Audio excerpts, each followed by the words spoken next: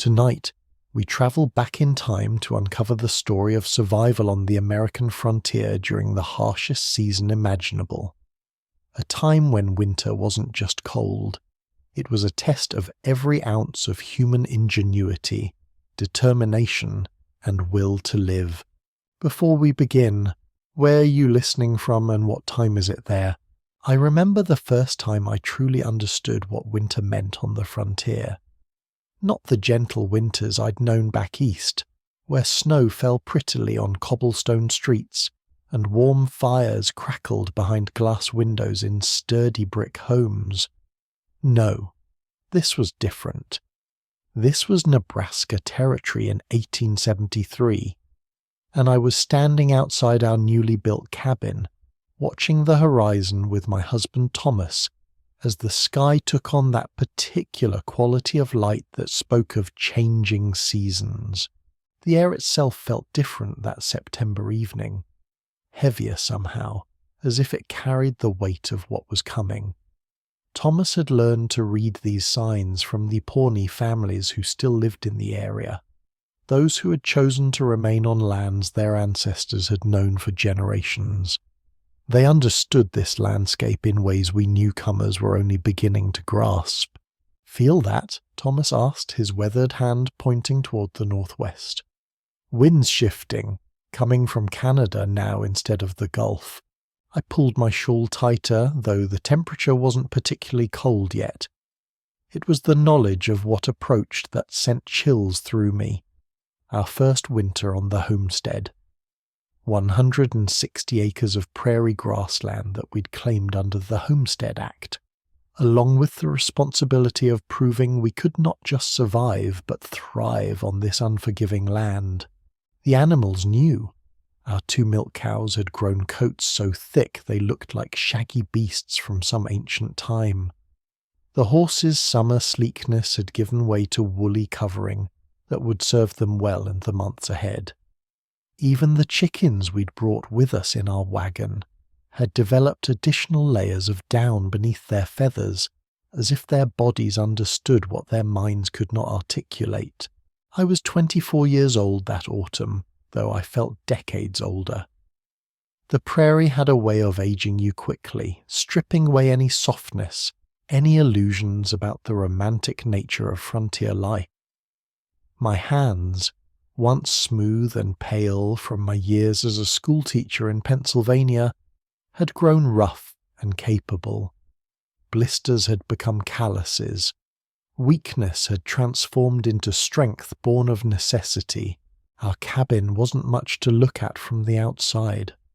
14 feet by 16 feet of logs Thomas had cut himself from the cottonwoods along the creek, each one carefully notched and fitted together. The gaps between them had been chinked with a mixture of mud, moss, and prairie grass. A process we'd learned through trial and error, watching water seep through during our first rainstorm and having to re-chink everything in different spots. But it was ours. Every log represented Thomas's labour, every successfully sealed gap a small victory against the elements. The roof, made of rough-hewn boards topped with layers of sod, looked crude but would prove its worth when winter winds tried to tear everything apart. We'd learned from neighbours who'd lost their first roofs to prairie storms. You had to think about wind in ways city folk never considered. Out here, wind wasn't just weather. It was a force that could literally reshape your world overnight. As summer had faded into fall, our entire existence had shifted into preparation mode. Not the casual, pleasant preparations of autumn back east, canning a few vegetables, storing some apples, stacking a bit of firewood. No, this was preparation with life or death stakes. This was the kind of readiness that separated families who survived from families who didn't. I learned quickly that there were no second chances on the frontier. No running to the general store if we ran out of flour in January. No doctor to call if one of us fell ill.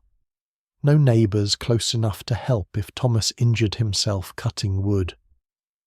We were 10 miles from the nearest settlement, and those 10 miles might as well have been 100 once the snows came. The prairie stretched endlessly in every direction from our cabin, an ocean of grass that had never known the plough until we'd turned that first furrow in the spring. Beautiful in its own harsh way, but unforgiving. I'd watched thunderstorms roll across that landscape like the wrath of God, lightning striking the earth with such force you could feel it in your bones. I'd seen the grass catch fire and watched flames race faster than a horse could run. I'd witnessed hailstones the size of hen's eggs destroy an entire crop in 15 minutes, and I'd heard the stories. Oh, the stories that travelled from homestead to homestead, carried by the occasional visitor or passing missionary. The Johnsons 2 valleys over, who'd run out of food in February and tried to make it to town through a blizzard. They'd found the family in the spring, frozen in their wagon less than 3 miles from their cabin. The Schneider baby who died of whooping cough when the January cold made it impossible to travel for help. The Henderson place, where the father had gone to the barn during a whiteout and never made it back to the house, found frozen 20 feet from his own door when the storm cleared. These weren't just cautionary tales told to scare newcomers. They were the brutal reality of what winter could do to those who weren't prepared, who didn't respect its power, who underestimated what it meant to be truly isolated when temperatures dropped to 20 below zero and stayed there for weeks at a time. So we prepared. From August onward, every waking hour was devoted to making ready for the siege that was coming. Because that's what frontier winter was, a siege.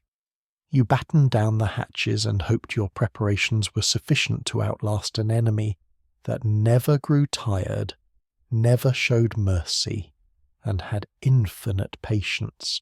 The work began in earnest when the wheat was harvested. Thomas had planted 5 acres that first spring, breaking sod that had never known cultivation, wrestling with roots that went down deeper than any plough could reach.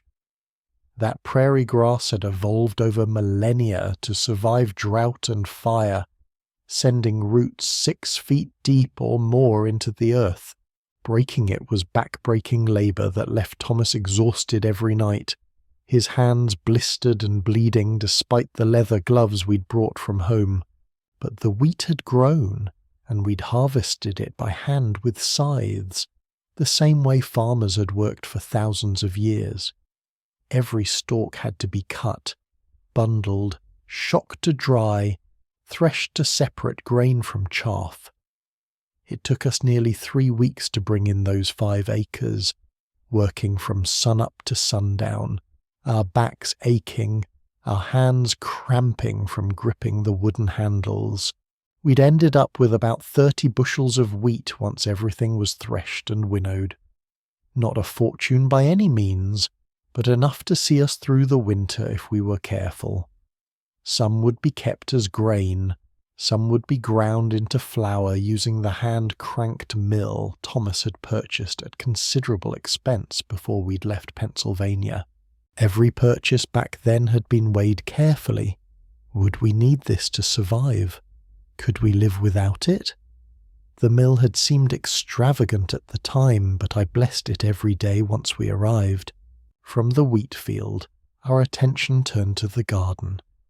I'd planted it myself that spring, using seeds I'd brought carefully preserved in cloth bags, along with some I'd traded for with Mrs. Peterson, a Danish woman who'd been homesteading with her husband for 3 years before we arrived.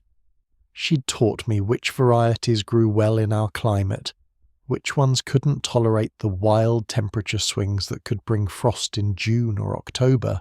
We'd had success with potatoes, carrots, beets, turnips and rutabagas, all root vegetables that could be stored for months in the right conditions. I'd planted rows and rows of beans, both the green variety for eating fresh, and the dried varieties that would provide protein through the long winter. Squash and pumpkins sprawled across one corner of the garden, their vines threatening to take over the entire plot by August. The work of harvesting and preserving seemed endless. Every potato had to be dug, cleaned, and inspected for damage. Even one rotten potato in storage could spoil an entire bin, so I learned to be ruthless, setting aside any with cuts or soft spots to be eaten immediately or fed to the chickens.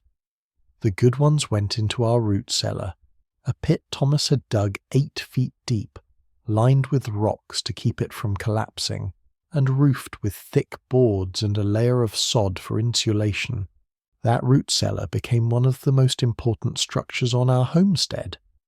Maintaining a steady temperature around 40 degrees year-round, it was where we stored not just potatoes but also carrots, beets, turnips, cabbages, and apples. I'd layer them carefully with straw to prevent bruising and provide extra insulation, checking regularly for any signs of spoilage. The beans were another story entirely. Green beans had to be preserved by drying.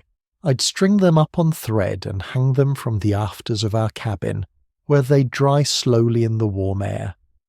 Once fully dried, they'd keep for months, though they had to be rehydrated before cooking. The dried beans for soup were easier. We just had to make sure they were completely dry before storing them in cloth sacks, protecting them from moisture and mice. Then came the truly laborious work of meat preservation. We couldn't afford to keep much livestock that first year, just the 2 cows for milk, 3 chickens for eggs, and 1 pig we were fattening for slaughter in November. Everything else had to come from hunting, and Thomas spent late summer and early fall bringing in whatever he could find. Rabbit was plentiful, and we ate it fresh through September and October. Thomas would salt what we couldn't eat immediately, packing it in wooden barrels with layers of coarse salt between each piece of meat. The salt drew out moisture and created an environment where bacteria couldn't survive, effectively preserving the meat for months. It would be salty when we cooked it later, requiring soaking to make it palatable, but it would be safe to eat. Deer were harder to come by. Thomas had to range several miles from the cabin, sometimes staying out overnight to find good hunting grounds. But when he did bring one down, we used every single part. Nothing could be wasted. The meat was cut into strips and either salted or smoked in a small smokehouse Thomas had built. Really just a lean-to structure where we could hang meat over a fire of hickory wood when we could get it, or oak when we couldn't. Smoking meat was an art I learned slowly with many failures. The fire had to be kept at just the right temperature, hot enough to smoke the meat but not so hot it cooked it. Too much heat and you ended up with dried, tough meat that had lost most of its nutritional value. Too little heat or smoke, and the meat wouldn't be preserved properly. I'd tend that smokehouse for days at a time when we had fresh venison, keeping the fire going continuously, adding green wood to create more smoke, checking the meat constantly. The fat from any animal we butchered was sacred. Not a drop could be wasted. We'd render it slowly over low heat, straining out the solid bits, and pour the liquid fat, now called tallow, into crocks for storage.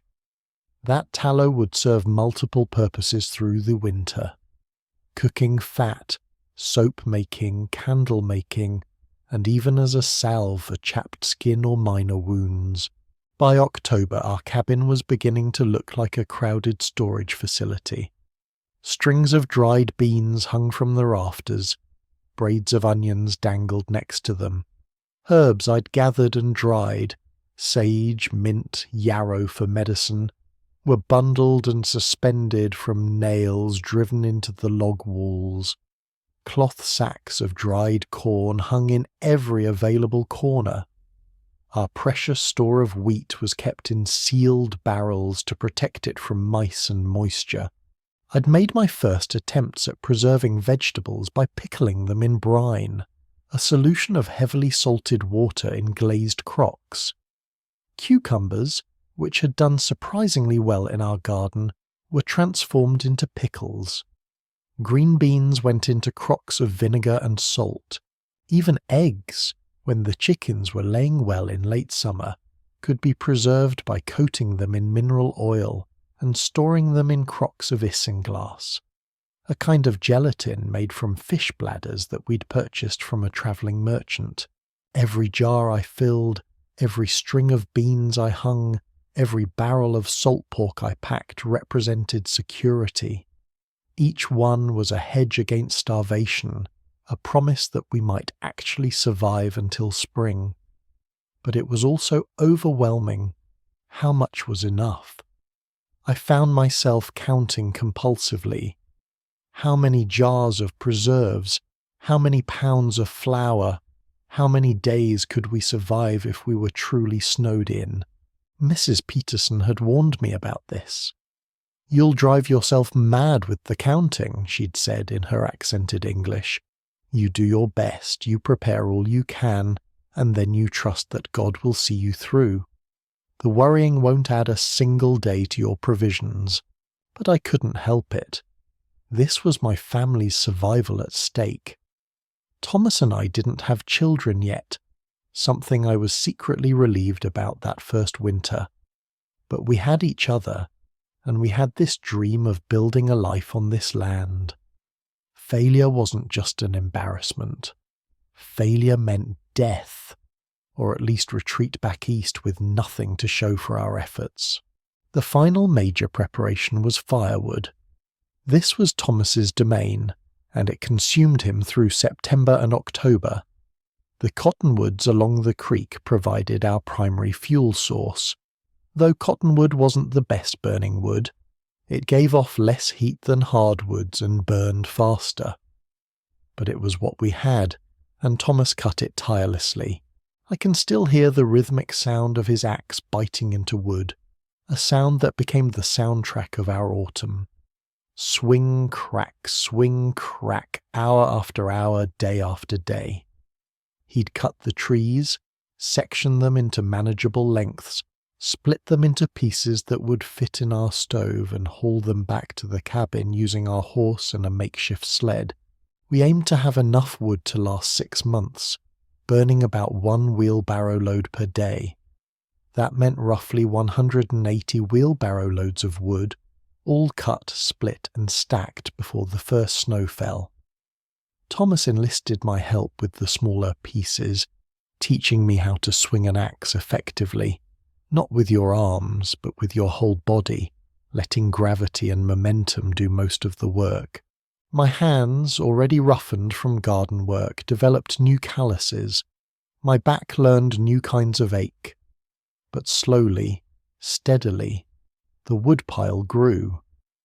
We stacked it against the north wall of the cabin, where it would provide extra insulation while remaining protected from the prevailing winds. As October progressed, that woodpile became a visible measure of our readiness, a physical manifestation of our labour. But wood wasn't our only fuel source. We couldn't afford to be.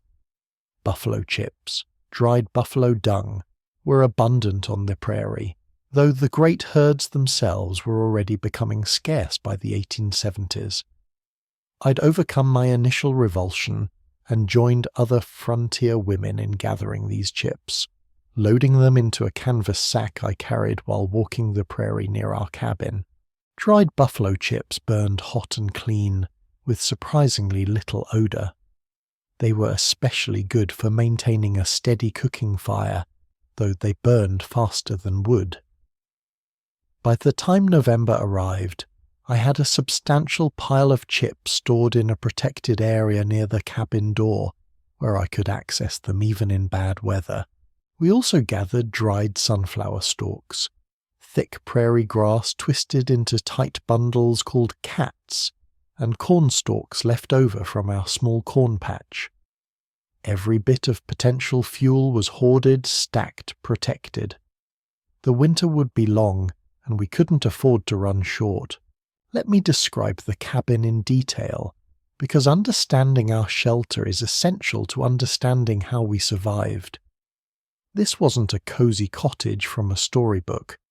This was a rough, practical structure built with limited resources and maximum urgency, designed for one purpose: keeping us alive through 6 months of brutal weather. The walls were made of cottonwood logs, each about 12 inches in diameter. Thomas had selected the straightest trees he could find, felling them in early spring when we'd first arrived, allowing them to dry slightly before beginning construction. Greenwood would shrink as it dried, opening gaps in the walls, so some drying time was essential even though we were racing against the calendar. He'd notched each log at the ends, creating interlocking corners that gave the structure stability without the need for nails, which were expensive and scarce. Each log was laid horizontally, stacked one atop another, until the walls reached about 7 feet high at the lowest point, just tall enough for Thomas to stand upright inside. But logs alone weren't enough. Even perfectly fitted logs leave gaps, and any gap becomes a pathway for wind and cold. Chinking, filling those gaps with material that would seal out the weather, was crucial. We'd tried several approaches before finding what worked. Our first attempt used just mud, thinking it would dry hard and seal effectively. The first rain taught us better. The mud simply dissolved and washed away. Our second attempt used mud mixed with prairie grass, which was better, but still deteriorated over time. The solution came from watching how the Pawnee constructed their earth lodges.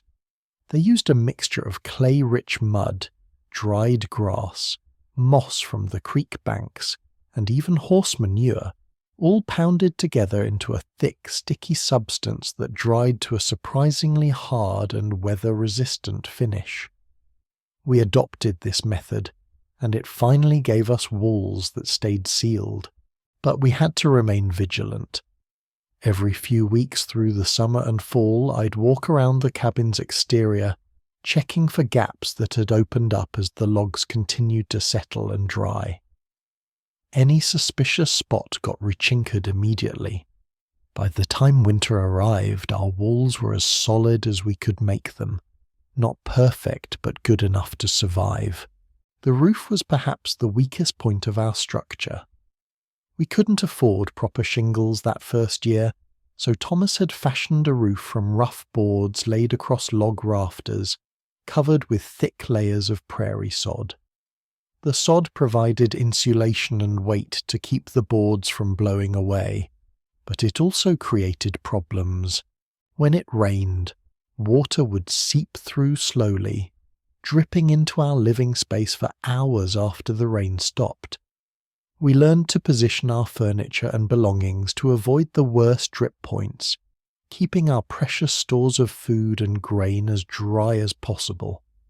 In winter, the sod froze solid, which was actually better. Frozen sod didn't leak. But it also added tremendous weight to the roof structure, and Thomas worried constantly about collapse, especially after heavy snow. Inside, the cabin was one single room. Everything we did, cooking, eating, sleeping, working, living, happened in that 14 by 16 foot space. In terms of modern measurements, that's just 224 square feet for 2 people and all their possessions. A typical modern bedroom is often larger than our entire home. The floor was packed earth. We couldn't afford lumber for a proper floor. I'd mixed clay with water and packed it down hard, creating a surface that was reasonably smooth and could be swept clean. In winter, that dirt floor would freeze solid, becoming so cold that you couldn't stand on it barefoot without risking frostbite. I learned to stand on pieces of board while doing household tasks, and at night we'd lay down buffalo robes as insulation between us and that frozen ground. Our heat source was a small cast-iron stove, purchased before we left Pennsylvania and transported with infinite care across half the continent. That stove was our most valuable possession, worth more than the horse, worth more than all our tools combined. Without it, we simply couldn't have survived. The stove sat in the center of the cabin, positioned to radiate heat in all directions.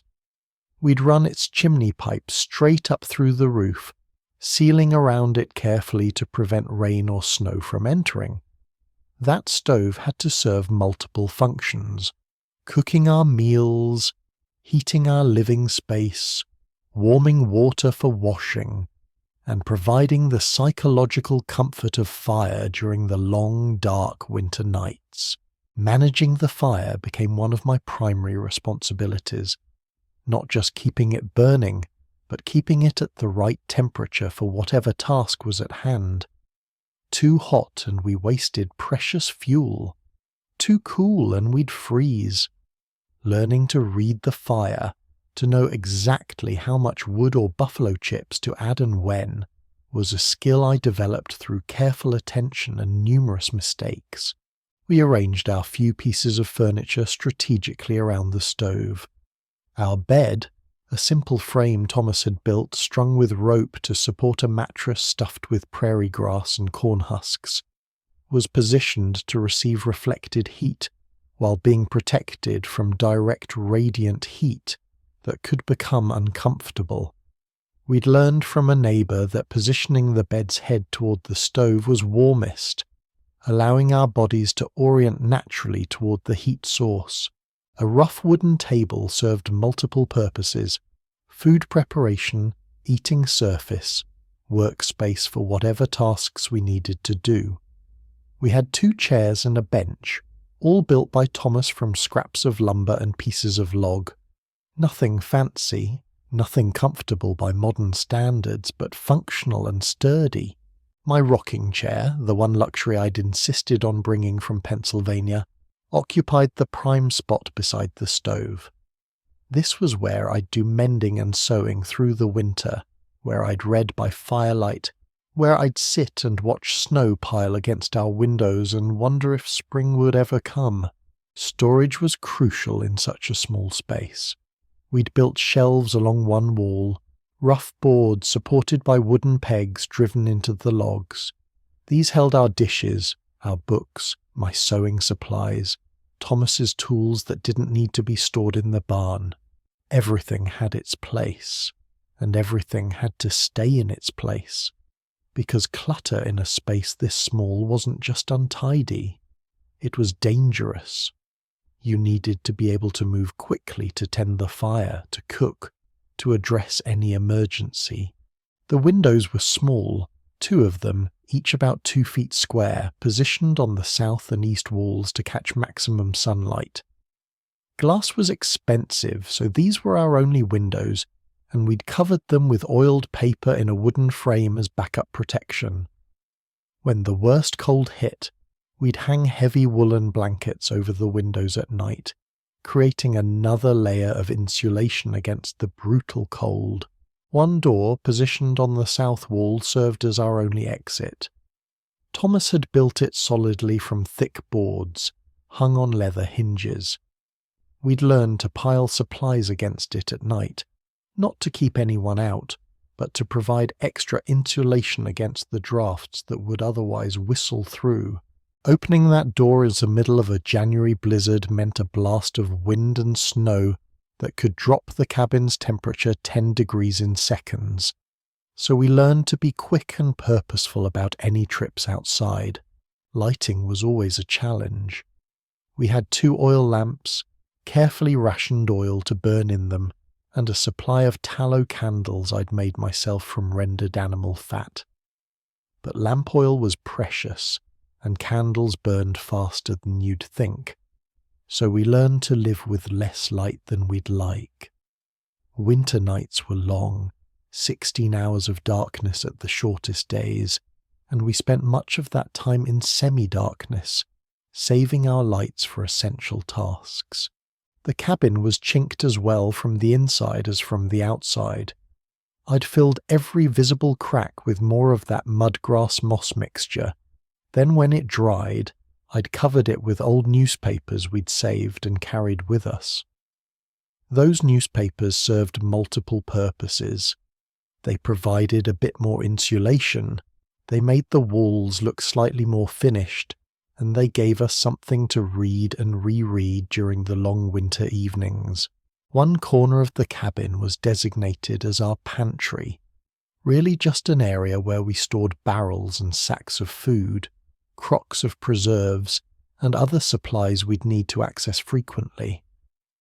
Everything else went into the root cellar, or the small barn Thomas had built to shelter our animals. That barn was another crucial structure. Not much bigger than our cabin, it housed our 2 cows, the horse, and our chickens. Animals generated their own heat, and keeping them in a shared space meant they could help warm each other.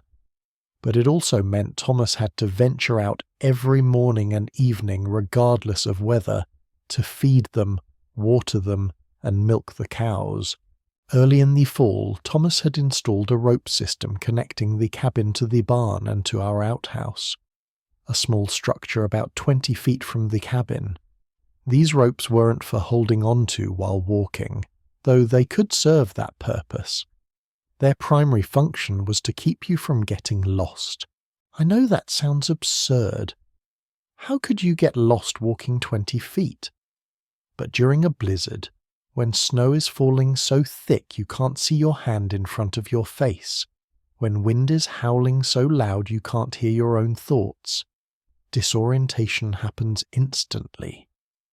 People had wandered in circles and frozen to death mere feet from their own doors. The rope was our insurance against that fate. Never, ever go outside during a storm without holding onto the rope, Thomas had told me sternly before winter arrived. I don't care if you can see the barn from the door. Use the rope, always. By the time September arrived, I'd already been thinking about winter clothing for months. What we'd brought from Pennsylvania would help, but it wasn't enough. I needed to make more, and I needed to make it well, because our lives might depend on it. Clothing on the frontier wasn't about fashion, it was about survival. Every garment had to serve a purpose, insulating against cold, protecting against wind, shedding moisture, allowing enough freedom of movement to work. And ideally, a single garment could serve multiple purposes. The foundation of winter dressing was layering. I'd learned this quickly that first autumn. You never went out in just 1 or 2 layers. You needed at least 3 or 4, each one trapping warm air close to your body and providing barriers against the cold. My undergarment started with a long cotton chemise that reached to my knees. Over that went flannel drawers, loose-fitting pants that tied at the waist and extended to my ankles. These were typically worn only in winter, as additional modesty wasn't necessary when survival was at stake. A cotton camisole came next, followed by a flannel petticoat. Then came my regular dress. Not the fine calicos or ginghams I'd worn back east for social occasions, but a sturdy work dress made from heavy wool fabric. The wool was scratchy against skin, which is why the cotton layers underneath were essential, but wool had a magical property. It stayed warm even when damp. Wool could absorb up to 30% of its weight in moisture without feeling wet, and the natural lanolin in the fibres helped repel water. I'd made this dress myself from fabric we'd brought with us, following a simple pattern that prioritized function over style. Long sleeves that buttoned at the wrist, high neckline, and a skirt that came just to the top of my work boots. No fancy trim, no decorative elements, just practical, durable construction with reinforced seams that could withstand the constant use and washing. Over the dress went an apron, always. The apron protected my dress from stains and wear, but it also had deep pockets for carrying things, kindling, tools, eggs from the hen house. In winter, I'd wear a heavier wool apron over my regular one, providing another layer of insulation for my core. For my top half, I had a wool shawl that had been my grandmother's, a treasure I'd carried carefully across the continent. This shawl was thick, tightly woven, and large enough to wrap around my shoulders and cross over my chest, tucking into my apron strings. When I needed to go outside, I'd pull one corner over my head as a hood, but my truly precious winter garment was a long coat Thomas had helped me make from a wool blanket. We'd measured and cut the blanket carefully, leaving it in one piece but creating armholes and a hood. This coat reached to my ankles and could be wrapped around me completely, secured with ties at the waist. It wasn't pretty, but it was wonderfully warm, and the hood protected my head and neck from wind. For my hands, I had wool mittens lined with rabbit fur, rabbits being one of the few animals we could consistently hunt. Mittens were warmer than gloves because your fingers could share heat with each other. I'd learned to make these mittens oversized so I could wear thinner wool gloves underneath them when I needed more dexterity for tasks. My feet were a constant concern in winter. I had one pair of leather boots that laced to mid-calf, purchased at considerable expense before we left Pennsylvania. These boots were lined with wool felt and could be stuffed with dry grass or wool scraps for extra insulation. But they were precious. If they wore out or were damaged, I couldn't replace them, so I took care of them obsessively. Every night I'd remove the boots and set them near, but not too near the stove to dry out any moisture. I'd check the leather for cracks, treating it with rendered fat to keep it supple. The laces were precious too. We had no replacements, so I monitored them for any signs of wear. For daily wear inside the cabin, I'd made felt slippers from scraps of wool several layers thick. These protected my feet from the frozen floor while conserving my boots for when I really needed them. Many pioneer women just wrapped their feet in wool cloth for indoor wear, but I'd wanted something a bit more substantial. Stockings were essential, and I was constantly knitting more. Wool stockings, thick and warm, worn over thinner cotton stockings for comfort. I'd knit them high, reaching above my knees, where they'd tie with garters. A hole in a stocking wasn't just an inconvenience. It could lead to frostbite. So I learned to darn them carefully, reinforcing any thin spots before they became actual holes. Thomas's winter outfit was similar in philosophy but different in details. He wore wool long underwear top and bottom, changed weekly if we could manage it, though often they'd go longer in the coldest months when washing and drying laundry became nearly impossible. Over his long underwear went wool trousers and a heavy cotton work shirt, followed by a wool vest.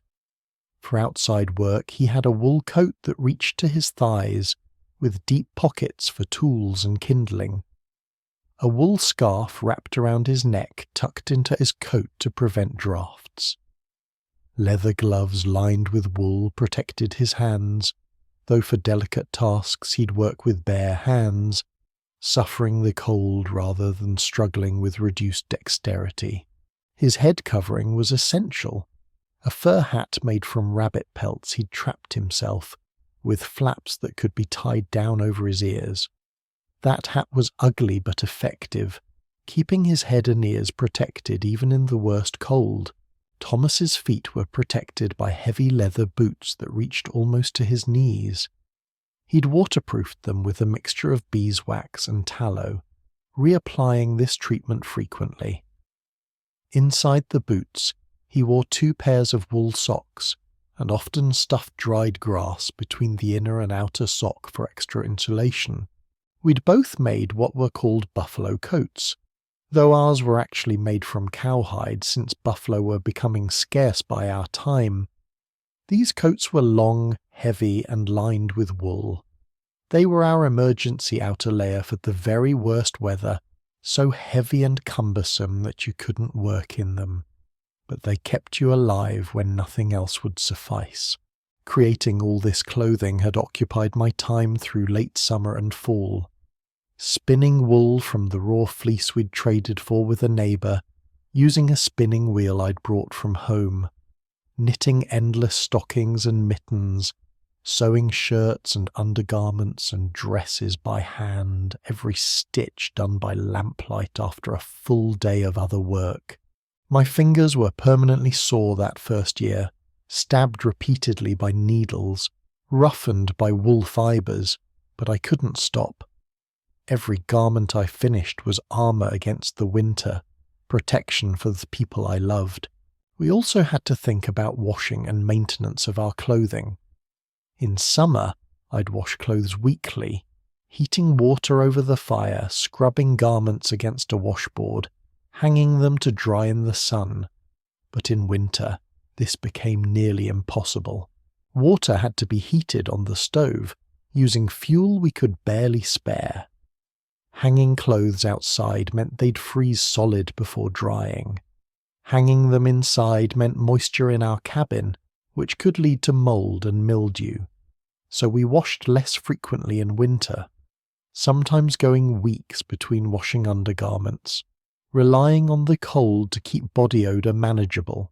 The outer layers rarely got washed at all during winter. We'd brush off dirt, spot clean stains with damp cloths, and hang garments outside in extreme cold, believing, correctly, that the cold would kill odour-causing bacteria. It wasn't sanitary by modern standards, but it was practical given our limitations. I kept a mending basket that was never empty. Every evening after the supper dishes were cleaned and put away, I'd pull out whatever garment needed attention. A sock with a worn heel, darned carefully to extend its life. A shirt with a seam coming apart, risoon with tiny strong stitches. A coat with a button that needed reinforcing. This constant maintenance was essential. We couldn't just throw away a garment with a small problem and buy a new one. Every piece of clothing we owned had to last, had to be repaired until it was literally beyond saving, and even then the fabric would be cut up and used for patches or other projects. The first snow came in early November that year, earlier than the old-timers had expected.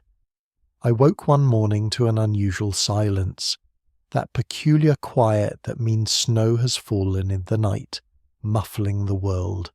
Thomas opened the cabin door to reveal a landscape transformed. 4 inches of fresh snow covered everything, smoothing away the rough prairie into gentle curves and drifts. It was beautiful in a way that made my heart ache, because I knew what it represented. The start of our isolation. Our daily routine changed immediately. Everything took longer, required more effort, demanded more careful planning. The simple task of checking on the animals now meant bundling into multiple layers of clothing, pulling on boots, wrapping scarves, and making the dangerous journey to the barn. Thomas would wake first, usually around 5 in the morning when the cabin was coldest and the fire in the stove had died down to coals. He'd carefully feed kindling onto those coals, blowing gently to encourage flames, adding larger pieces of wood once the fire was established. Getting the cabin warm again would take 30 minutes to an hour depending on how cold it had gotten overnight. While the cabin warmed, Thomas would prepare for his morning trip to the barn. Multiple layers, buffalo coat if the weather was particularly bad, rifle always just in case. He'd step outside into darkness. The sun wouldn't rise until after 7 in the deepest part of winter, and make his way to the barn using the guide rope. The animals would be huddled together for warmth, their breath creating clouds in the frigid air. Thomas would break ice on their water bucket, feed them hay from our carefully rationed supply, and milk the cows. That milk would freeze quickly if he didn't get it back to the cabin fast, so he'd keep the bucket close to his body, using his body heat to protect it. The chickens required special care. Chickens don't handle cold well. Their feet are vulnerable to frostbite and they'll stop laying if they're too cold. Thomas had insulated their corner of the barn with extra hay and would check them carefully each morning, looking for any signs of distress. We'd collect whatever eggs they produced, though production dropped dramatically in winter. By the time Thomas returned from the morning barn visit, I'd have breakfast preparations underway. Breakfast was typically simple: cornmeal mush or oat porridge, sometimes with a bit of dried fruit stirred in if we felt we could spare it.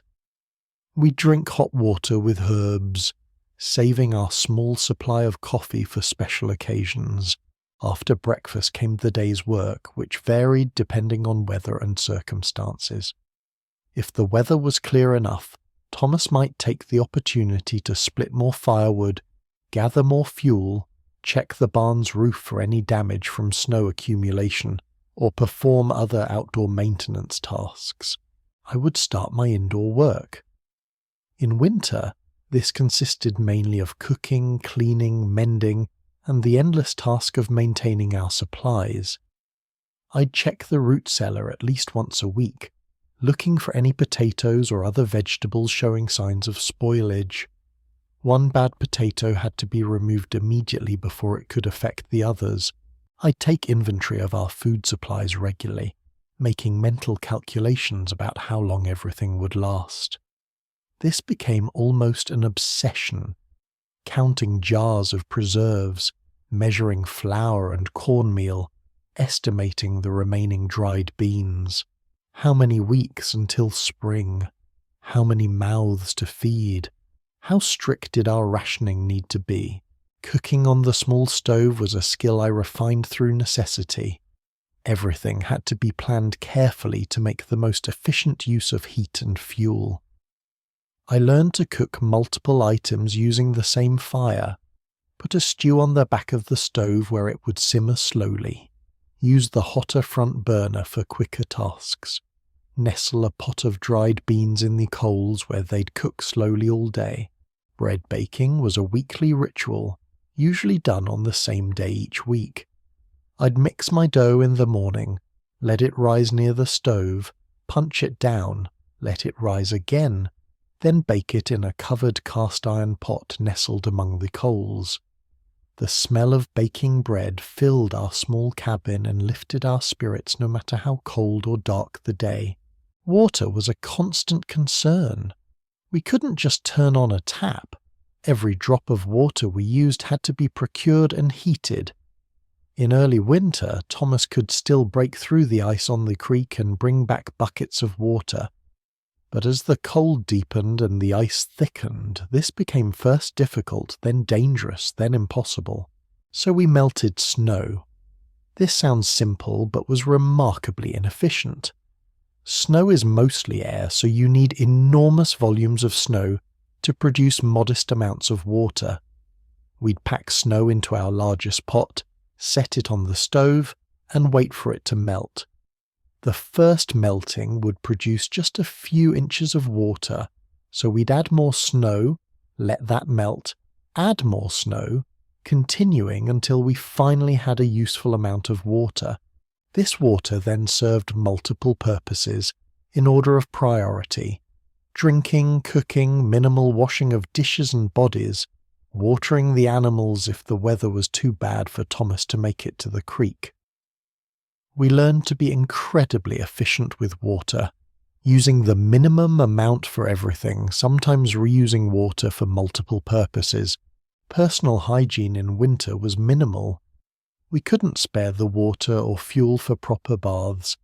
Instead, we'd heat small amounts of water and do what we called a sponge bath, washing face, hands, and essential areas with a damp cloth. We might manage this every few days if we were lucky, once a week more typically. Our hair went unwashed for weeks at a time. I'd brush mine daily, working out tangles and distributing the natural oils, then braiding it tightly to keep it out of the way. Thomas would let his beard grow thick in winter. The extra hair provided a bit of warmth. And besides, shaving required hot water we couldn't spare. The monotony of winter life was its own kind of hardship. Day after day of the same routine, the same limited foods, the same small space. The walls of our cabin felt like they were closing in sometimes, and I'd dream about walking in the prairie grass, feeling sunshine on my face, having room to move and breathe. To combat this feeling, we established routines and found ways to mark time. Sunday was our day of rest, as much as anything could truly be restful.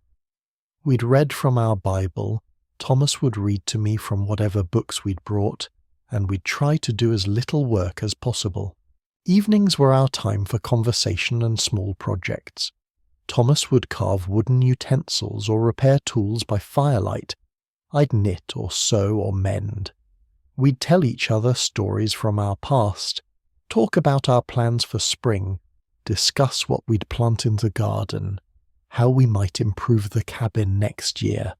We had 4 books besides the Bible, a collection of Shakespeare's plays, a volume of poetry, a farmer's almanac, and a copy of Robinson Crusoe. We'd read these books aloud to each other, sometimes reading the same book multiple times through the winter. The stories became so familiar that we could recite passages from memory, but they were our window into worlds beyond our cabin walls. We also played simple games, cards when we had light to spare, verbal games that didn't require any materials. We'd challenge each other to remember poems or Bible verses, tell riddles, make up stories. These entertainments might seem trivial, but they were crucial for maintaining our sanity during the long confinement.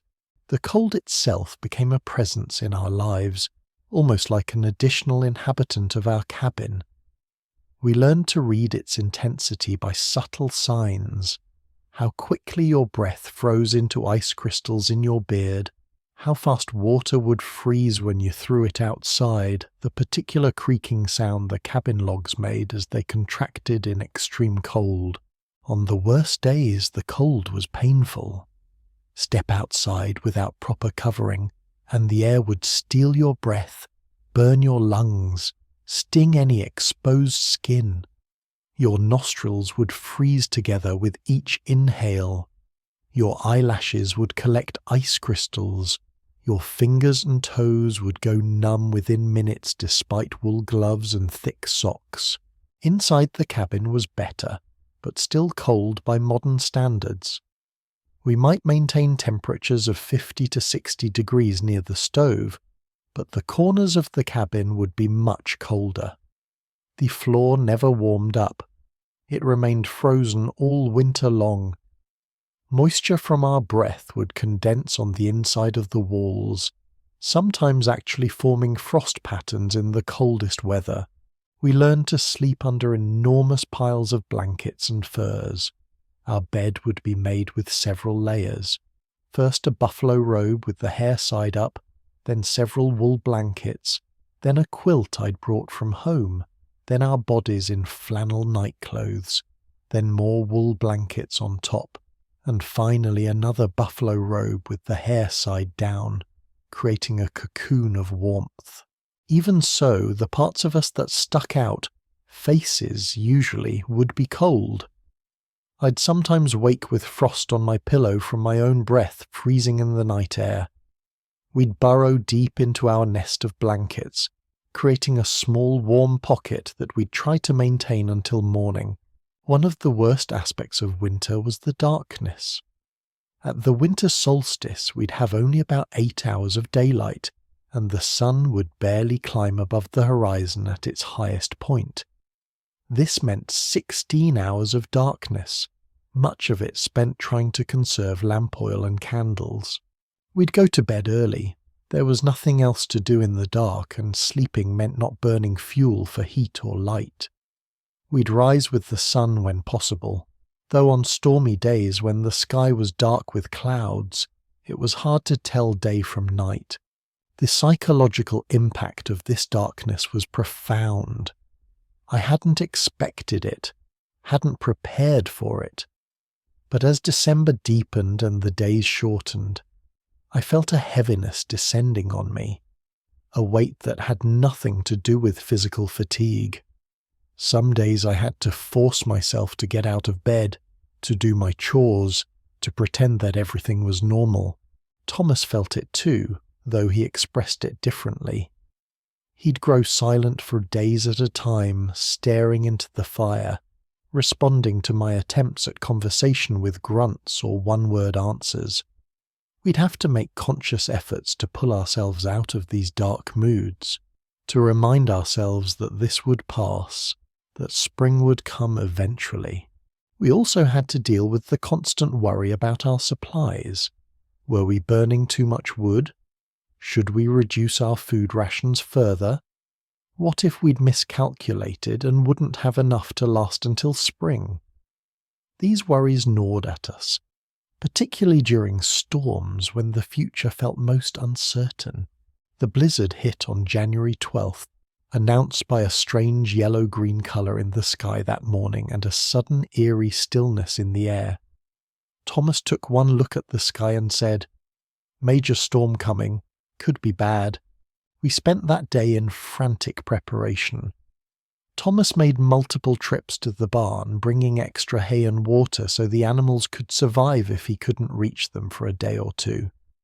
He brought in extra firewood, stacking it inside the cabin until we could barely move.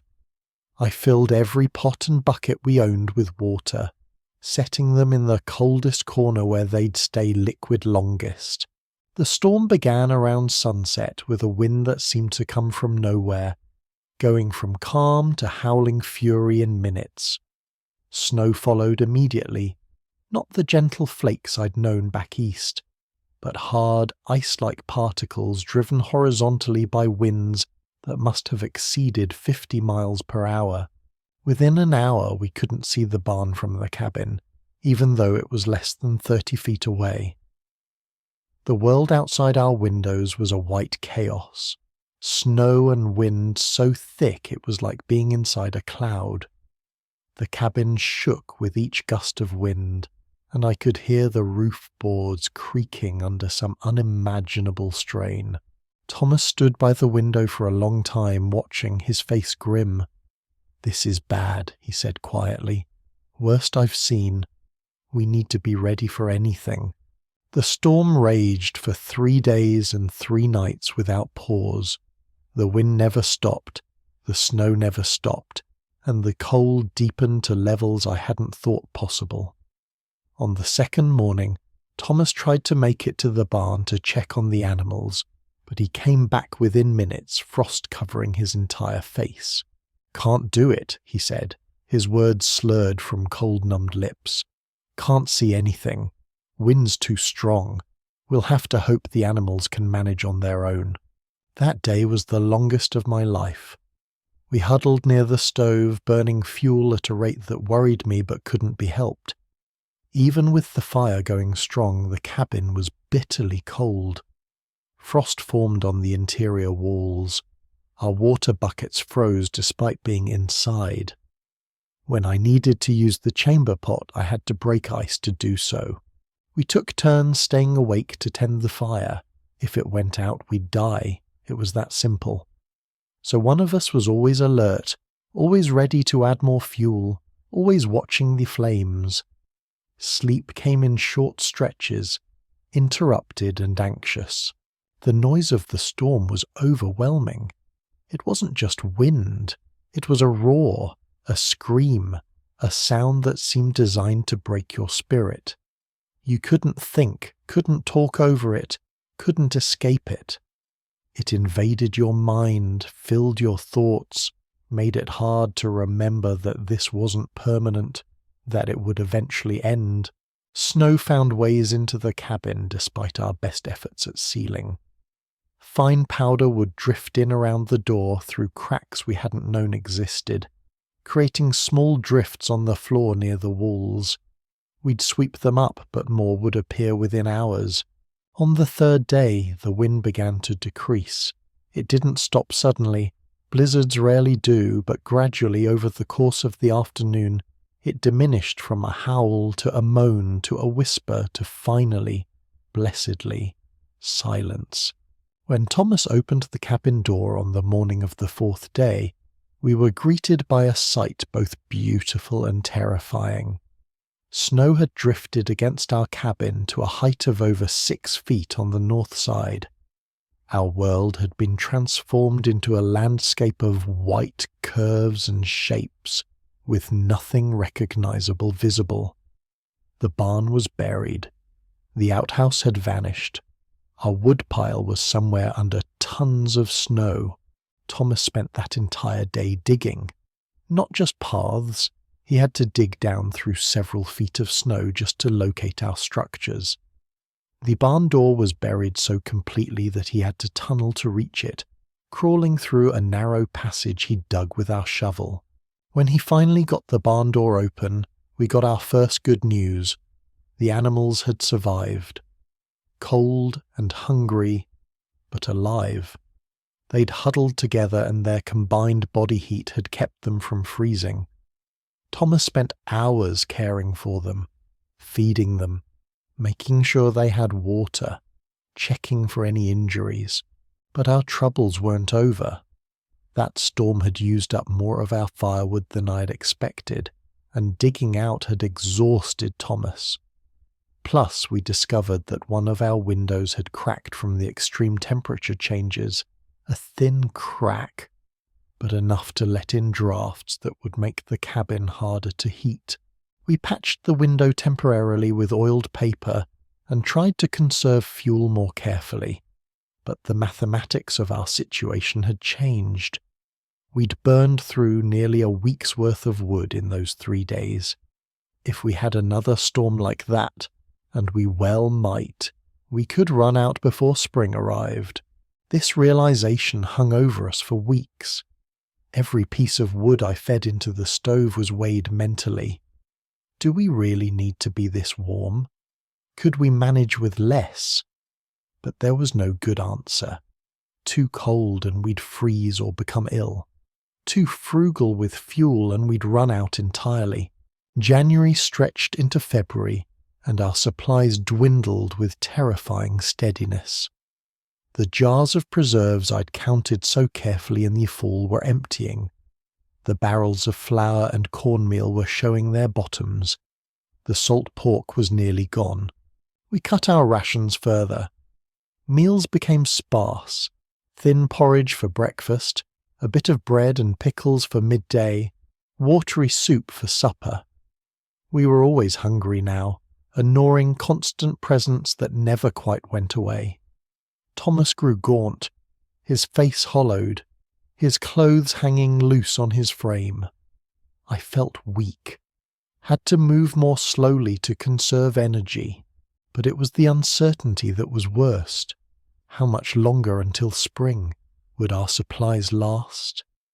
Every day we woke up was another day closer to running out, another day of anxiety and fear. In late February, Thomas made a decision. "I'm going to town," he announced one morning. "We need flour and salt pork if we can get it. Can't wait until spring." I wanted to argue, to tell him it was too dangerous, that the 10 miles to town might as well be 100 in these conditions. But I also knew we were desperate, so I helped him prepare, packing what little food we could spare for the journey, wrapping him in every warm thing we had. He left at dawn on a day that seemed relatively clear, riding our horse and carrying a pack with items he might be able to trade. I watched him disappear into the white landscape and then went back inside to wait. He was gone for 4 days. 4 days during which I didn't know if he was alive or dead, if he'd made it to town or was frozen somewhere between here and there. I kept the fire going, did my chores mechanically, and tried not to imagine the worst. When he finally appeared on the afternoon of the 4th day, leading the horse with packs of supplies strapped to its back, I cried with relief.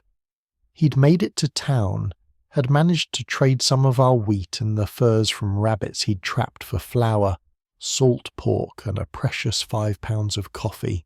Saw the Hendersons in town, he said quietly as he unpacked. They lost their youngest to fever last month. Couldn't get help in time. That news sobered us both. We were struggling, but we were alive. Others weren't so fortunate.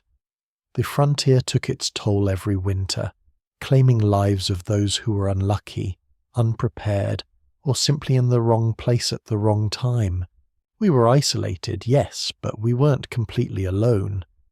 Even in the depths of winter, there was a network of frontier families helping each other survive, sharing information and resources, providing support when it was possible. About once a month, weather permitting, someone would make the rounds checking on the homesteaders. Sometimes it was the circuit preacher, a hardy soul who rode from settlement to settlement despite the cold. Sometimes it was a neighbour who'd decided to check on folks in between his place and town. Sometimes it was just someone who needed to trade for supplies and was willing to carry news along with goods.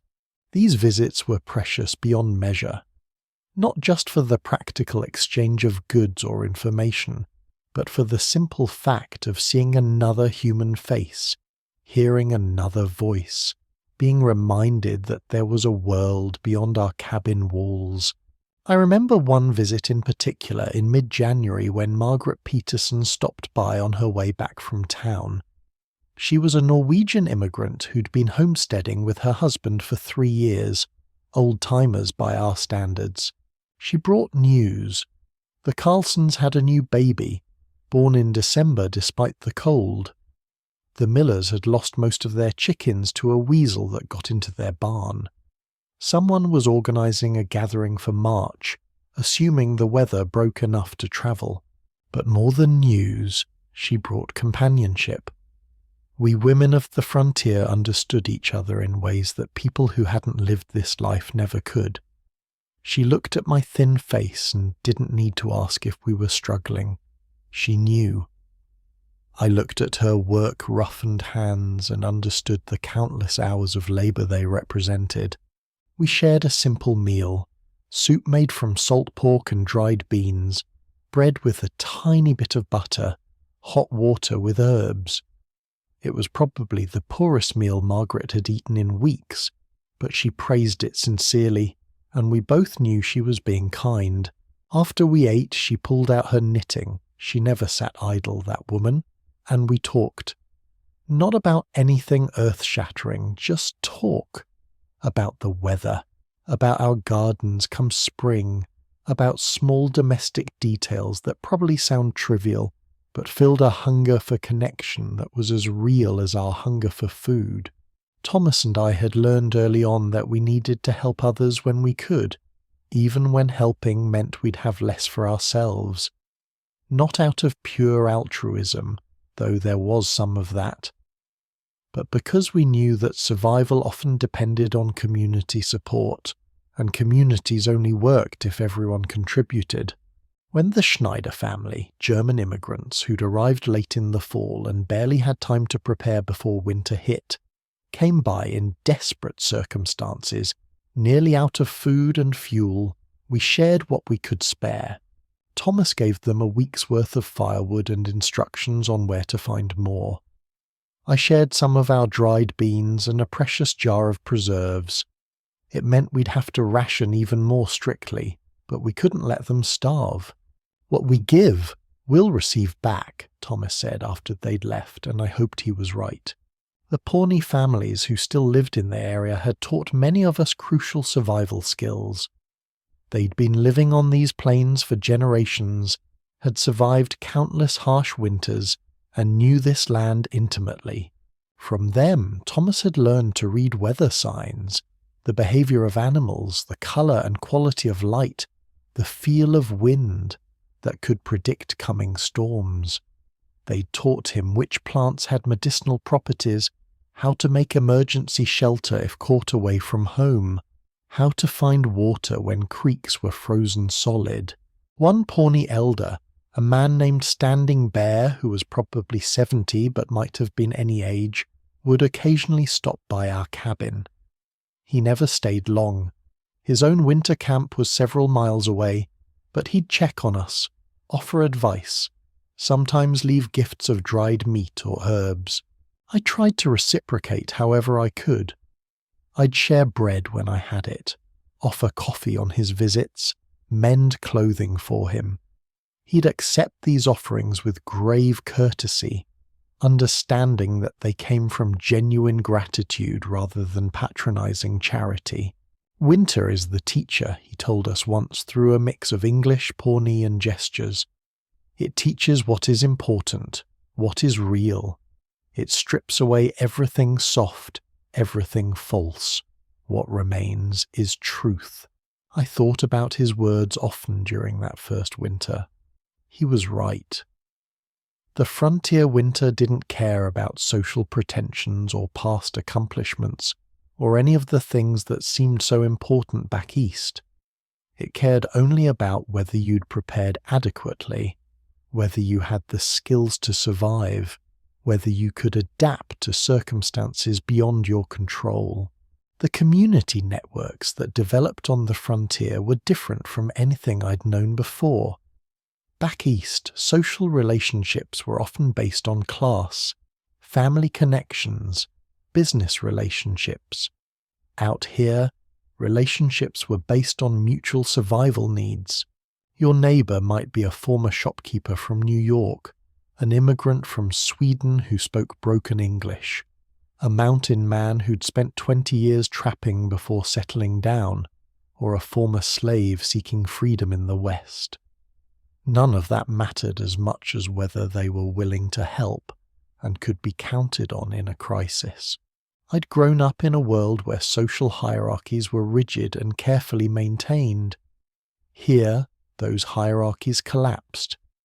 The woman who'd been a lady of society back east might now be learning butter-churning techniques from a woman who couldn't read. The man who'd been a successful merchant might now be asking advice about livestock from someone he'd never have socialized with in his previous life. This democratic leveling was one of the most remarkable aspects of frontier life. We were all struggling together, and that struggle created bonds that transcended the social divisions of the East. Of course, there were still tensions. People brought their prejudices with them when they travelled west. There were homesteaders who treated the remaining native families poorly, refusing to acknowledge that they'd been stewards of this land long before any of us arrived.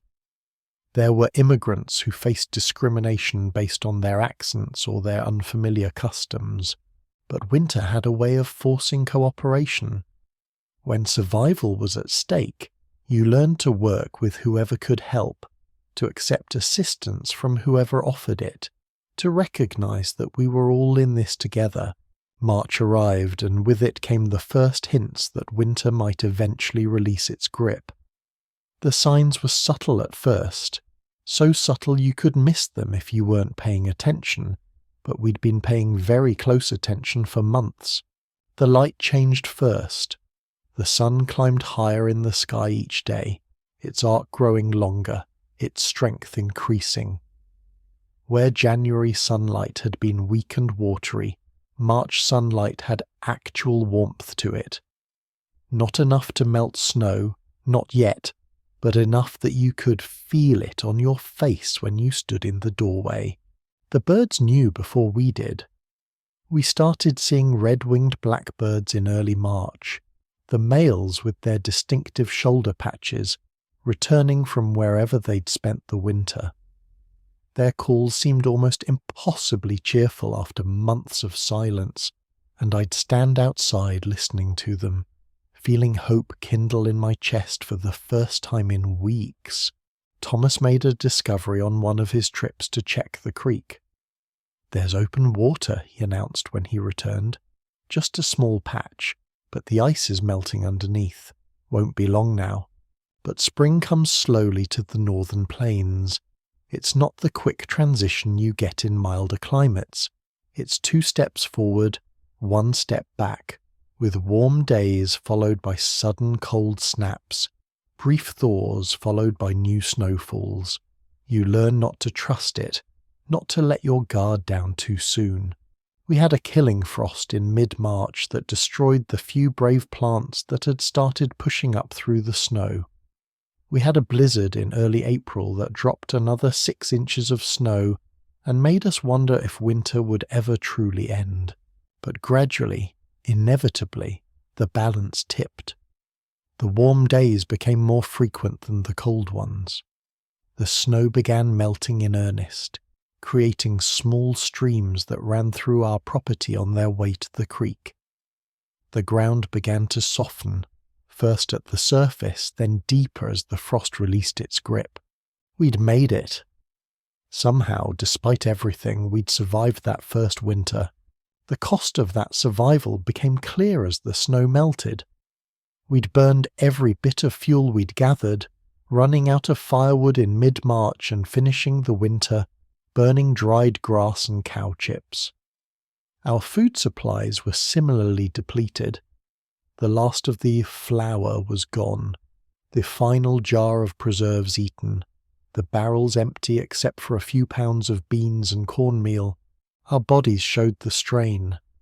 Thomas had lost at least 20 pounds over the winter, his frame gaunt, his face hollow. I'd lost weight too, though I'd tried to maintain strength by giving Thomas larger portions, figuring his outdoor labour required more fuel. But we'd made it. We were alive. The cabin had held. The animals had survived. As victories went, it felt both monumental and pyrrhic. As soon as the ground was soft enough, Thomas began spring ploughing. Every muscle in his body must have protested. He'd spent months doing minimal physical labour, eating reduced rations, and now he was asking his body to work harder than ever. But there was no choice. If we didn't get crops in the ground soon, we'd face the same desperate situation next winter. I returned to the garden with similar urgency. The soil needed to be prepared, seeds needed to be planted. Our growing season was shorter than most places, and we couldn't afford to waste a single day. We were running on determination more than physical strength, pushing ourselves because stopping meant failure, and failure meant we'd have to give up and return east, admitting defeat. Other homesteading families emerged from their winter quarters like bears from hibernation, thin, exhausted, but alive. We'd gather at the creek on warmer days, sharing news of who'd made it through, who hadn't, what challenges each family had faced. The Johnsons' youngest child had died of winter fever. The Carlsons had lost half their livestock. The Schmidts' cabin roof had partially collapsed under snow weight. But most families had survived, and there was a grim satisfaction in that. We'd also gather to help each other. A group of men would spend a day helping repair the Schmidts' roof. The women would gather to help the Johnsons plant their garden, offering labour and seeds and quiet comfort to a grieving family. These gatherings were part practical necessity. No single family could do all the spring work alone, and part psychological recovery. We needed to reconnect with other humans, to remember that we were part of something larger than our individual struggles. By May, the prairie was transformed. Where everything had been white and dead for months, now life exploded everywhere you looked. Grass greened and grew with almost visible speed. Wildflowers appeared in profusions of colour. Trees along the creek leafed out, creating shade where there had been only bare branches. It was almost overwhelming after the sensory deprivation of winter. Colour, movement, warmth, growth. All the things I'd taken for granted before that first winter now seemed like miracles. Thomas and I would sit outside in the evenings when the day's work was done, just breathing in the warm air, watching the sunset, listening to the birds and insects. We didn't need to talk much. We both understood what we'd been through, what we'd survived, what it meant. "Do you regret it?" I asked him one evening. "Coming here, everything we went through?" He was quiet for a long time, looking out at our claim, the cabin we'd built, the fields we'd ploughed, the garden I'd planted. "No," he finally said, "it was hard, harder than I expected. But this is ours. We've earned this in a way we never earned anything back east, and we survived. We're stronger for it." I thought about that. Was I stronger? In some ways, yes. I could do things I'd never imagined being able to do before. I understood my own capabilities in ways I never had. I knew I could endure more than I'd thought possible, but I was also changed in ways that concerned me. The easy optimism I'd had before that winter was gone, replaced by a harder-edged realism. I understood now how fragile life was, how quickly circumstances could turn deadly, how little buffer there was between survival and disaster. Those lessons would serve me well in the years to come. We'd homestead in Nebraska for another 23 years, surviving many more winters, weathering droughts and grasshopper plagues and economic downturns. We'd raised 3 children on that claim, watching them grow up understanding from an early age what it meant to work hard, to prepare carefully, to respect the power of nature. But that first winter remained etched in my memory more vividly than any that followed. It was the winter that taught me what I was capable of, that showed me the true meaning of survival, that transformed me from someone who'd simply moved to the frontier into someone who truly belonged there. Looking back now from the perspective of many years, I can see how that first winter shaped everything that came after. The lessons I learned during those harsh months became principles that guided me through the rest of my life, and which I tried to pass on to my children and eventually my grandchildren. The first and most important lesson was about preparation. Success in life, I learned, isn't primarily about responding well to crises, though that matters too. It's about preparing so thoroughly before the crisis arrives that you have resources to draw on when things get difficult. Thomas and I had prepared as well as we could for that first winter, but we'd also made mistakes born of inexperience. We hadn't gathered quite enough firewood. We hadn't fully appreciated how much food we'd need. We'd underestimated how psychologically challenging the isolation would be, but we learned from those mistakes. The next summer we cut even more firewood, starting earlier and continuing later.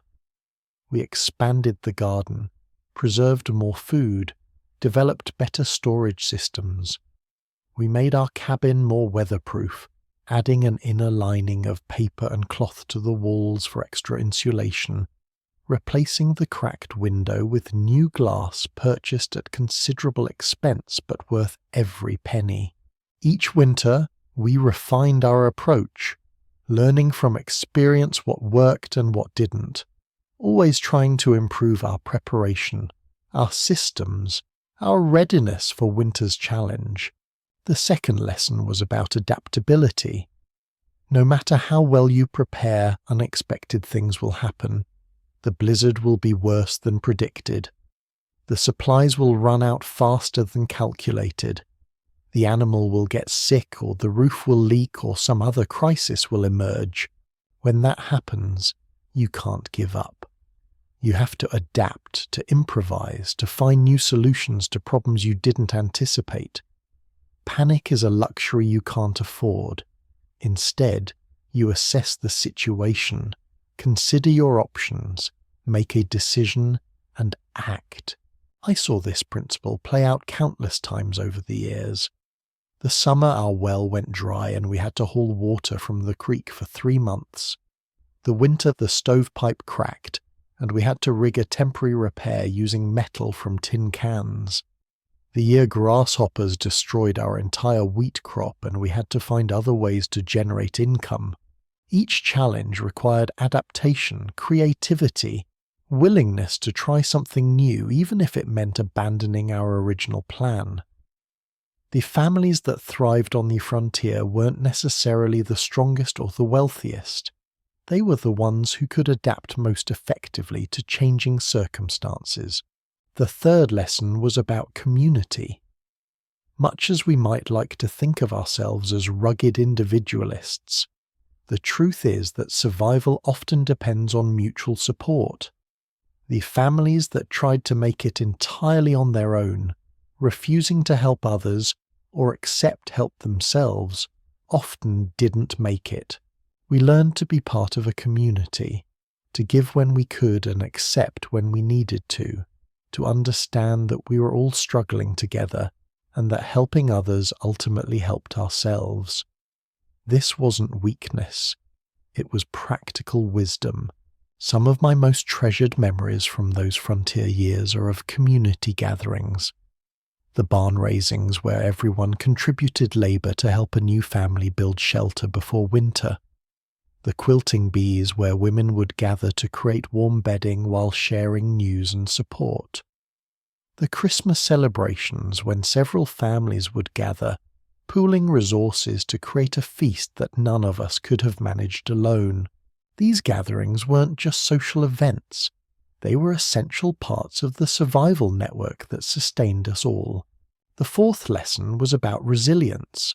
Not just physical resilience, though that mattered, but psychological resilience. The ability to maintain hope when circumstances were bleak, to find meaning and even moments of joy during hardship, to keep moving forward when giving up would have been easier. I learned that resilience isn't something you either have or don't have. It's something you can develop, strengthen, practice. Every time you face a difficult situation and keep going, you build your capacity to handle the next difficult situation. Every time you find a reason to keep trying despite setbacks, you reinforce patterns of thought that will serve you in future challenges. During that first winter, there were days when I wanted to quit. Days when I asked myself why we were doing this, whether it was worth it, whether we should just admit defeat and go back to Pennsylvania. But I kept going, not because I felt particularly brave or strong, but because the alternative was unacceptable. And in the process of keeping going, I became braver and stronger. Not overnight, not dramatically, but gradually, through the accumulation of small choices to persevere. The fifth lesson, and perhaps the most profound, was about what truly matters. That winter stripped away everything non-essential from our lives. We couldn't afford luxuries, couldn't waste time on trivial concerns, couldn't maintain the social pretensions that had seemed so important back east. What remained was fundamental. Survival, health, relationships, meaningful work. And I discovered that these fundamentals, which we'd taken for granted before, were actually the source of deep satisfaction. There was profound satisfaction in sitting down to a simple meal, knowing that we'd grown the food, preserved it carefully, prepared it well. There was joy in the warmth of the fire we'd worked so hard to maintain. There was comfort in the solid walls of the cabin Thomas had built with his own hands. These satisfactions didn't come from abundance or luxury, or any of the things I'd been taught to value before. They came from the direct connection between effort and result, from the knowledge that we were sustaining ourselves through our own labour and ingenuity, from the fundamental human experience of creating shelter and safety in a hostile environment. That winter in 1873 was nearly a century and a half ago as I write this, but its lessons remain relevant. The specific challenges have changed. Few people today need to know how to salt pork or render tallow or survive a prairie blizzard. But the fundamental principles remain constant. Preparation matters. Whether you're facing a literal winter or some other extended challenge, having resources stored up, systems in place, and plans made before the crisis arrives makes all the difference. Adaptability is essential. The world changes, Circumstances shift, unexpected problems emerge. The ability to adjust your approach, try new solutions, and remain flexible in your thinking serves you well regardless of your specific circumstances. Community support is vital. We're social creatures, and trying to face major challenges entirely alone makes everything harder. Building relationships, contributing to your community, maintaining networks of mutual support, these aren't optional extras but essential components of a well-lived life. Resilience can be developed. You become stronger by facing challenges, by persevering through difficulties, by finding reasons to keep going when giving up would be easier. Each challenge you survive prepares you better for the next one. And perhaps most importantly, the things that truly matter in life are often simple and fundamental.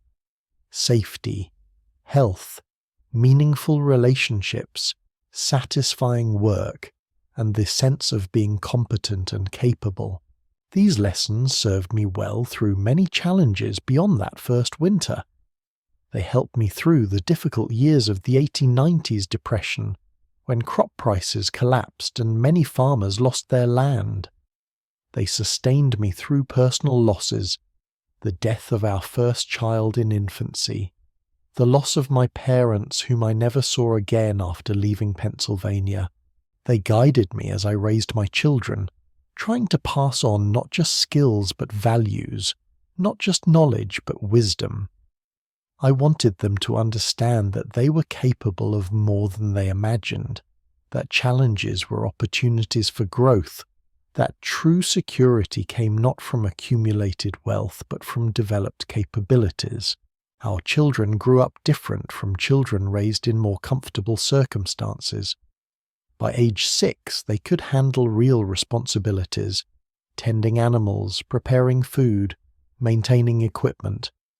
By age 10, they could manage significant tasks independently. By age 15, they had skills and competencies that many adults lacked. Some people back east thought this was harsh, that we were stealing their childhood by making them work so hard. But I never saw it that way. We weren't making them work. We were teaching them to be capable, competent people who could handle whatever life might throw at them. And as they grew into adults, I saw the fruits of that upbringing. They approached challenges with confidence born of experience. They understood the value of preparation and hard work. They knew how to adapt to changing circumstances. They contributed to their communities and built strong networks of support. Most importantly, they understood something that many people never grasp, that comfort and safety aren't natural states that you can take for granted. They're achievements that require constant maintenance, products of human effort and ingenuity, things that must be created anew each day through labor and planning and cooperation. Every year, winter came back. That was both the terror and the comfort of it. The cycle was inevitable, predictable, reliable. Summer's abundance would fade, fall's preparations would be completed, and then winter would descend once again, testing us, challenging us, demanding that we prove ourselves worthy of another year of life on the frontier. But each winter was different. Some were mild, comparatively speaking, and we'd emerge in spring with supplies left over, feeling almost guilty about how easy we'd had it. Others were harsh, rivaling that first winter in intensity, reminding us never to become complacent, never to assume we had it all figured out. The winter of 1880 brought temperatures that stayed below zero for 3 solid weeks. The winter of 1885 had snow so deep that we couldn't open our door for 4 days and had to dig a tunnel to reach the barn. The winter of 1888, the year of the famous children's blizzard, brought a sudden storm so severe that it killed hundreds of people across the plains, many of them children caught away from shelter when the storm struck without warning. Each winter taught new lessons, revealed new challenges, demanded new adaptations. We were always students of winter, never masters of it. The families that forgot this, that became too confident in their preparations or too casual in their respect for winter's power, often paid a heavy price for that hubris. But with each winter survived, we also gained confidence. Not the false confidence of thinking we'd conquered winter, but the earned confidence of knowing we could handle it, whatever it brought. We'd faced the worst and survived. We could do it again. This confidence was itself a kind of preparation, perhaps the most important kind. Mental and emotional readiness, born from experience, providing the psychological foundation that allowed us to face each new winter without paralyzing fear. I learned to actually appreciate winter in my later years on the homestead. Not the hardship. I never learned to enjoy the hunger or the cold or the isolation. But I appreciated the rhythm of it, the way it created natural cycles in our lives, dividing time into periods of intense labor and relative rest, abundance and scarcity, activity and reflection. Winter forced us to slow down, to turn inward, to focus on the essential. In a strange way, that was a gift. Modern life, from what I understand, doesn't have those enforced periods of rest and reflection. People stay busy year-round, constantly active, rarely slowing down enough to think deeply about what they're doing or why. Winter gave us that time. During those long, dark months when outdoor work was impossible, when we were confined to our cabin, we had nothing to do but think, talk, read, reflect. Some of my deepest conversations with Thomas happened during winter evenings by the fire. Some of my most profound thoughts about life and meaning and purpose emerged during those months of enforced stillness. I'm an old woman now, writing these reflections in a house very different from that first crude cabin. We prospered eventually, Thomas and I.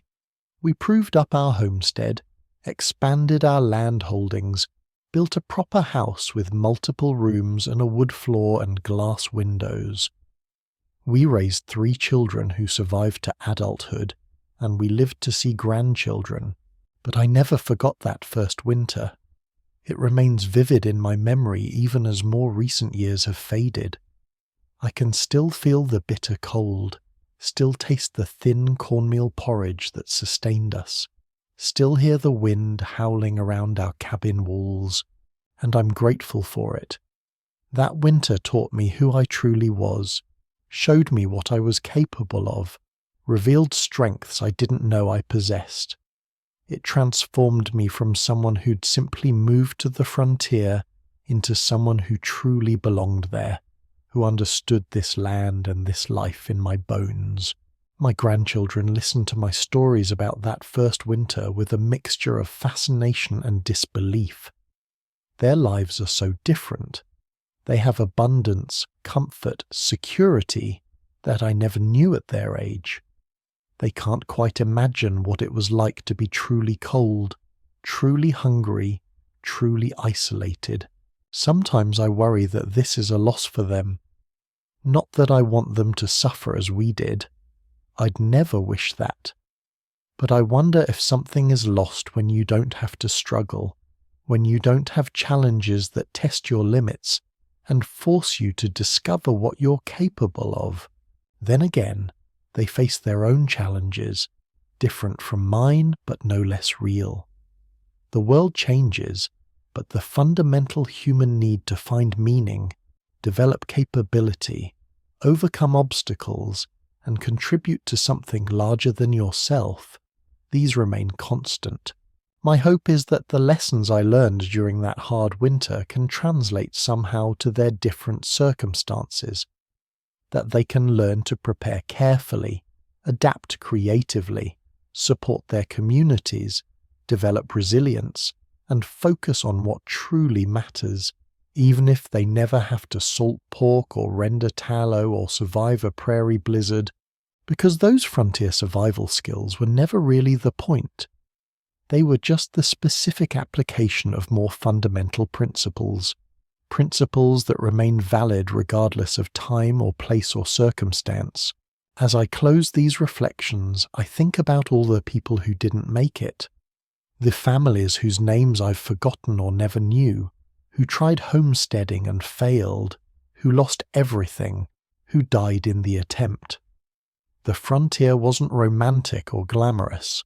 It was hard and dangerous, and it killed people. We survived partly through preparation and skill and hard work, but also through luck, being in the right place at the right time, avoiding the diseases and accidents and disasters that claimed others. I don't want to take credit for good fortune that could easily have gone the other way. What I can take credit for is persistence. We kept going when giving up would have been easier. We adapted when our plans didn't work. We helped others when we could and accepted help when we needed it. We learned from our mistakes and improved our approach each year, and ultimately we built something lasting. Not just a physical homestead, though we did that, but a life with meaning, relationships with depth, capabilities that served us well, and lessons we could pass on to future generations. That first winter was the foundation for all of it. The trial that proved we could handle this life. The challenge that revealed our true character. The experience that transformed us from hopeful newcomers into genuine frontier people. I survived America's frontier winter, and in surviving it, I learned how to truly live. As you settle into sleep tonight, wherever you are, in whatever comfort surrounds you, take a moment to appreciate the simple miracles of warmth and shelter and abundance that you might take for granted. Remember that these comforts aren't natural or automatic. They're the result of countless people making preparations, doing work, maintaining systems, and passing on knowledge through generations. Remember that you're stronger than you know, more capable than you imagine, more resilient than you believe. Just as I discovered capabilities within myself that I didn't know existed until I was tested, you too have hidden strengths that will emerge when circumstances demand them. Remember that challenges are temporary, that spring always follows winter, that the cycles of difficulty and ease are natural and inevitable parts of life. And remember that what truly matters, safety, health, meaningful relationships, satisfying work, and the sense of competence and capability, these fundamental things are available to you regardless of your circumstances, if you're willing to work for them and maintain them. The frontier taught me these lessons through harsh experience.